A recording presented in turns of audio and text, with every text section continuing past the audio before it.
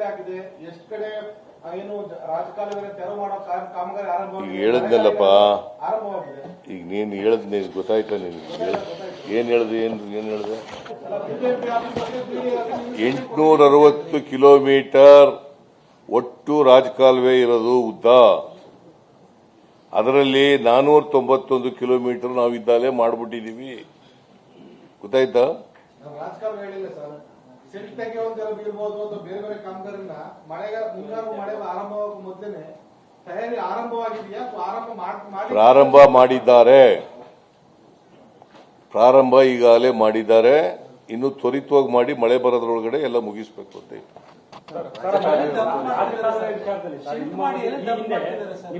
ನಿರ್ದಾಕ್ಷಿಣ್ಯ ಕ್ರಮ ಕೈಗೊಂಡಿದ್ರೆ ಆದ್ರೆ ಅಲ್ಲಿ ಪ್ರಬಲ ರಾಜಕಾರಣಿಗಳು ಕಟ್ಟಡಗಳು ಅವಿನ್ನೂ ತೆರವುಗೊಳಿಸಿಲ್ಲ ಅನ್ನುವಂಥ ಸಾಕಷ್ಟು ಆರೋಪಗಳು. ನೋಡಪ್ಪ, ಯಾರದೇ ಇರಲಿ, ರಾಜಕಾರಣಿಗಳಿರಲಿ, ಬೇರೆಯವರಿರಲಿ, ಲೀಡರ್ಗಳದಿರಲಿ, ಯಾರೇ ಇದ್ರೂ ಕೂಡ ರಾಜಕಾಲುವೆ ಒತ್ತುವರಿಯಾಗಿದ್ರೆ ಮುಲಾಜಿಲ್ಲದೆ ತಗಲಾಗ್ತದೆ. ಹೇಳದ್ನಲ್ರಿ, 12 ಕೇಸ್ಗಳಿವೆ ಅಂತ ಹೇಳದ್ನಲ್ಲಪ್ಪ. 12 ಕೇಸ್ಗಳು ಕೋರ್ಟ್ಗೆ ಹೋಗಿದ್ದಾರೆ. ಅದರಲ್ಲಿ ಸುಮಾರು 12.15 ಕಿಲೋಮೀಟರ್ ಉದ್ದ ಇದೆ. ಅವನ್ನು ಕೂಡ ತೆರವು ಮಾಡಿಸ್ಬೇಕು. ಆಮೇಲೆ ಕೋರ್ಟ್ನಲ್ಲಿ ಸ್ಟೇನ ತೆರವು ಮಾಡಿಸಿ ಅಲ್ಲೂ ಕೂಡ ರಾಜಕಾಲುವೆಗಳು ಕ್ಲೀನ್ ಆಗಬೇಕು, ಒತ್ತುವರಿನ ತೆಗಿಸ್ಬೇಕು ಅಂತ ಹೇಳಿದ್ವಿ. ರಾಜಕಾಲ ಒತ್ತುವರಿ ಮಾಡ್ಕೊಂಡು ಕಟ್ಟಿರೋದಕ್ಕೆ ನೀವು 2,000 ಕೋಟಿ ರೂಪಾಯಿ ಮತ್ತೆ ಬಿಜೆಪಿ ಗವರ್ಮೆಂಟ್ 1,800 ಕೋಟಿ ಅಂತ ಹೇಳಿದೆ. ಅದು ಪರಿಹಾರ ಕೊಟ್ಟಿರುವಂತ ಅಮೌಂಟ್ ಸರ್. ಅದು 1,800 ಕೋಟಿ ರೂಪಾಯಿ ರಾಜಕಾಲುವೆ ತೆರವು ಮಾಡಲಿಕ್ಕೆ ಅಂತ ಹೇಳಿದ್ರೆ ನೋಡಿ, ಇವ್ರು ಮಾತಾಡ್ತಾರೆ. ಇವರು ಮಂತ್ರಿ, ಇವರು ಪರಿಹಾರಕ್ಕೆ ಯಾರು ಕೊಡ್ತಾರ?